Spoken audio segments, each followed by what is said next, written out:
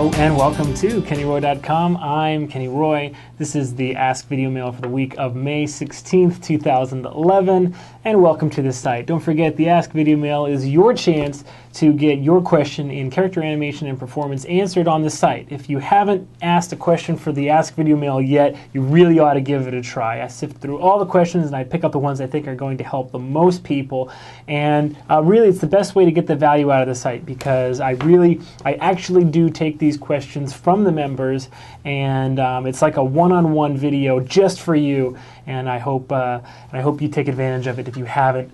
Very soon if you haven't. So check out this email address. That's the one you got to send it to, webmaster@kennyroy.com, and I'll get to your question. Okay?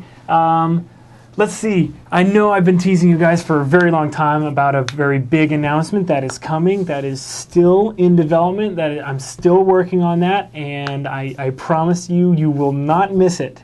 There'll be no way you can miss it when it does come out. So I've been getting a couple emails of people saying like, "Hey, I must have missed this announcement. What was it?" Do not worry, it'll find you. Trust me. So let's get right to the question. It's a really good one this week. This week's question is: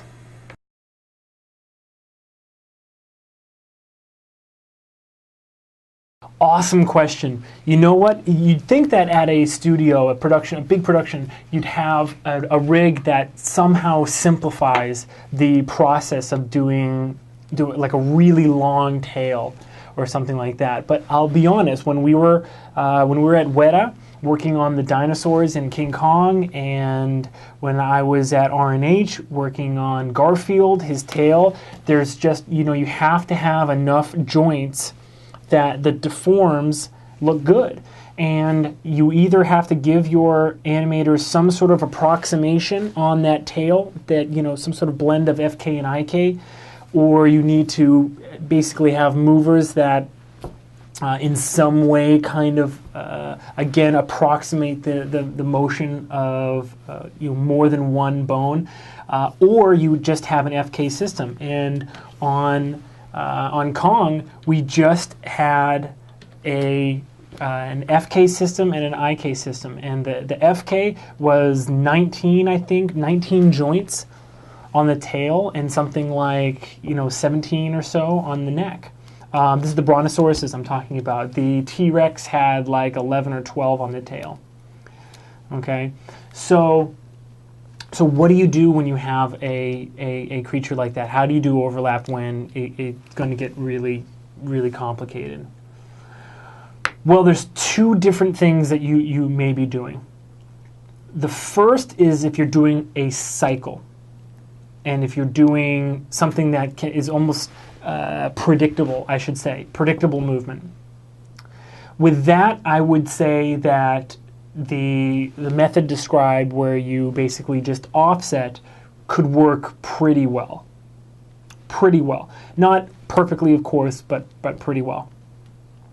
It could, you just have a little bit of tweaking. And the thing about cycles is that you probably are fully aware by now about how in a cycle you can, if it's like an 18-frame cycle, you can just do that 18 frames on every single control and just offset and move it around, and you'll probably come up with something that looks really good. If you don't know what I'm talking about, that is one of the cheats that we go through in the Cycles chapter of How to Cheat in Maya 2012. If you haven't checked out the How to Cheat series, it's a really awesome series, and I'm plugging it right now because I co-authored the update to Maya 2012, How to Cheat in Maya, so you should check that out. But at any rate, so back to crazy overlap. What I like to do, and I'm not sure if this is a foolproof method, but I found that it gets me a lot closer than trying to offset when it has to do with motion that's not a cycle or anything like that. And that's to break the tail into three main sections, which is kind of the base, which moves it, the middle, which is kind of the stiffest part, and then the tip, which is just 100% pure overlap. And I find that this gets me pretty close. So basically, so this is what I've done. I have this shot and this tail. Let me just mute this. Mute selected. Okay. And I'm just pretending that this is a dinosaur. And he takes a step, and then his tail moves, and this is like performance tail. It's not like overlap tail. There's like nothing making his tail move the next time it moves. It's kind of like he steps, and then his tail kind of does the thing, and then he turns and walks off a little bit quicker than the first one. So let's just watch this motion. Okay, steps, and then turns and walks away. Okay. And now I'm going to unmute the tail. And I did this in about 15 minutes. Okay. So it's not perfect. Everything needs to be tweaked. Okay. Of course. It's not done. But I got here in about 15 minutes. And I'll show you what I did. So here's the tail performance.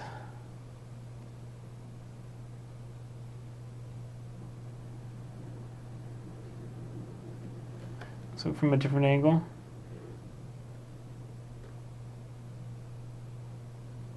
Okay. And what's nice about breaking it up, and I'm gonna run through it right now quickly and just show you what I did.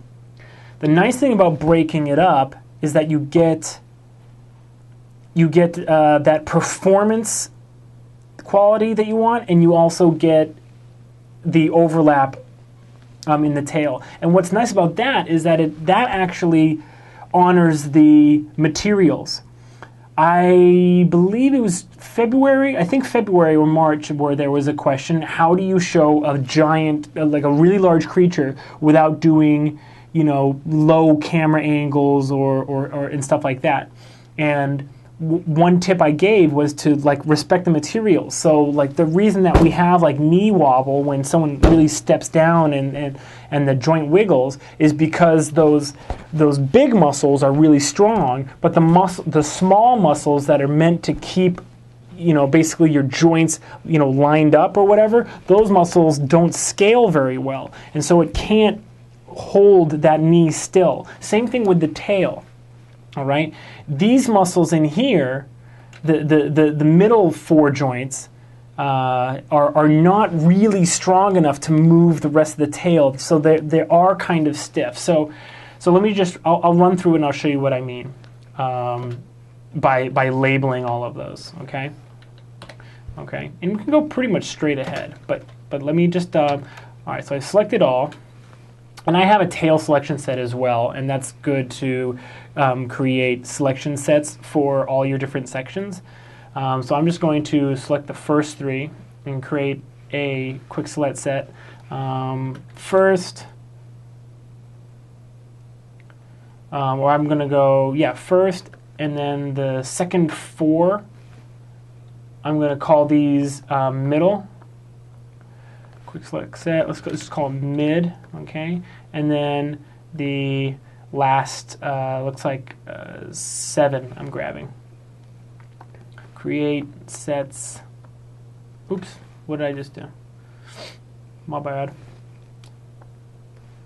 Create sets, quick select, and I'm gonna call this end, okay? So first,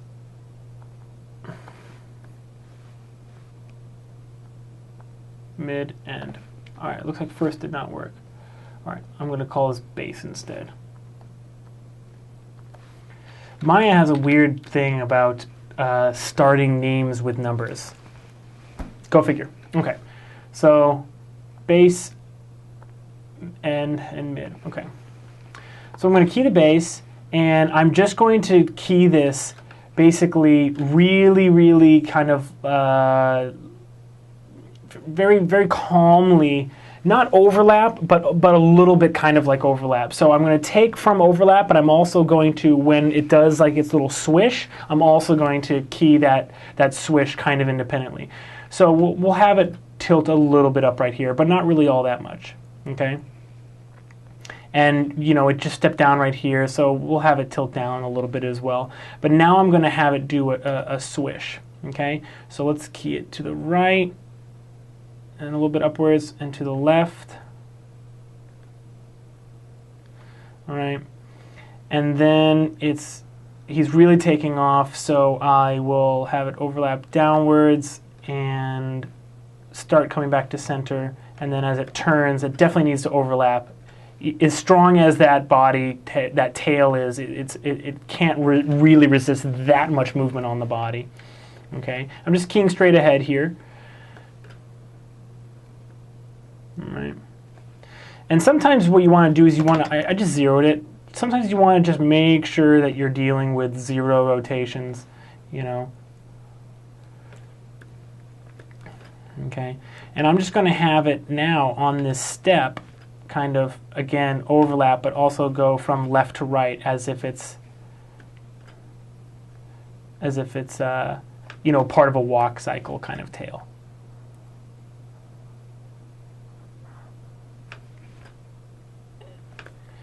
And then let's finish it coming back over here. Okay, so right now, this first section looks like this.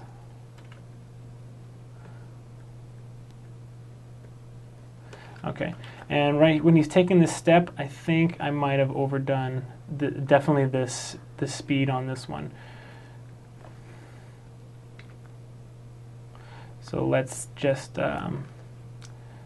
calm this all down. I'm just going to bring it back over, nice and easy. Why is that going so fast? All right. Oh, you know why?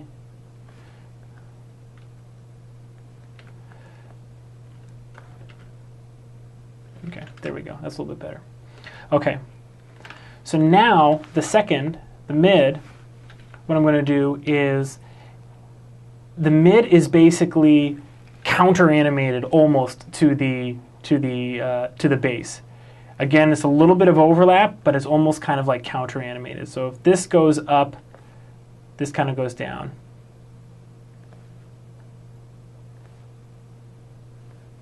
Or another way to think about it is it's so offset that it's kind of like it kind of turns into counter animation instead. And again, just like the body can't resist, I mean the tail can't resist when the body turns this much. You know, that base had to overlap. When the tail whips like this, there's definitely going to be overlap on the little midsection here.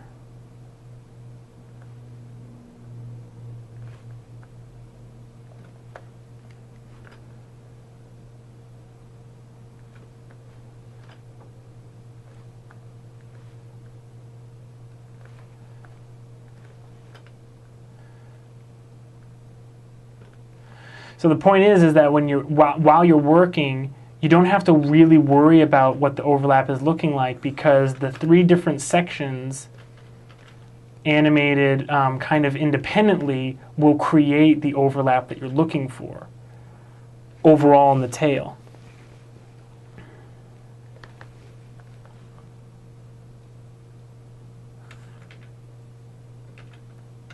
Okay, and now the tail, the tip, the thing is with that, you have basically very, very, very little muscle that is helping you out. So you can go kind of overboard with the overlap and it still looks pretty good.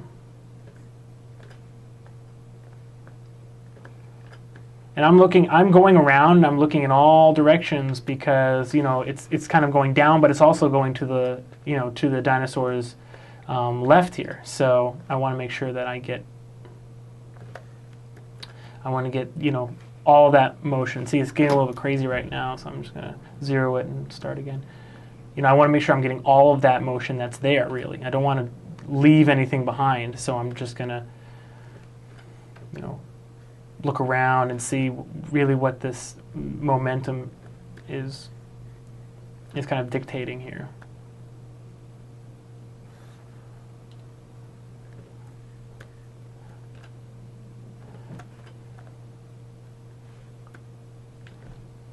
See, you're just getting a little crazy. Again, you just zero it, kind of start over. You know, it's like just cleaning the, cleaning the rotations off. You know, you don't want to deal with. See, it's getting all weird and twisted, and I can't get it over to the side where I want it. So I'm just going to, you know, zero it.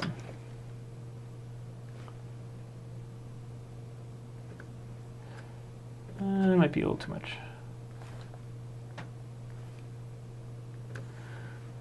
Okay, so let's look again.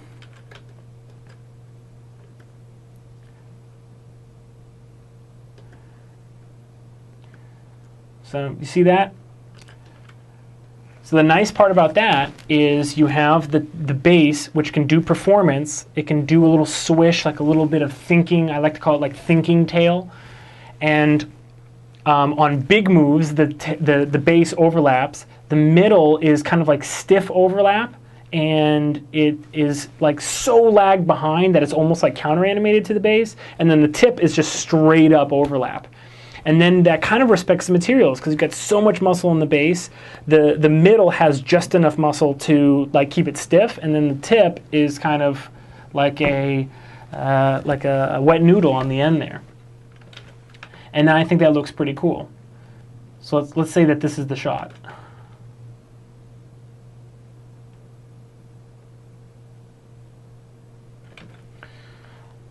Now I want the base. I want the base to really. I'm going to have the base start that tail motion sooner. Yeah, there we go. I just deleted a key and it made the tail motion, that little thinking flick, start sooner. So here we go. Here's our shot. You know, you have that combination that you're looking for with the performance and with also the physics in the tail. And I think this looks pretty good. So to put it simply, I definitely think that you should be working in FK when you're working with like a tail or like an extremity that's like really broken up into tiny little sections, but grab a lot of sections at a time and sort of say, okay, this is kind of like the fall off area where the muscle is, you know, the muscle can move it around. This is where it can just hold it, and this is where it's kind of just like loose and floppy. And then you get a pretty nice looking tail. I'll give you guys this scene so you can play around with it and try it yourself. You know, you should be downloading these scenes and giving these animations a shot. It only takes, you know, how long is this? 15 minutes to give it a shot. So it'd be great if you could follow along and grow and share your scenes with each other. Upload your animations and share them with each other in the forums. Okay, thank you for being a member here. Thank you so much for your support. Please tell your friends and bring more members here so we can all benefit from each other's questions and from each other's animations. Load up the forums and just keep kicking butt, okay guys? Great, good luck with your animation, and as always, rock on.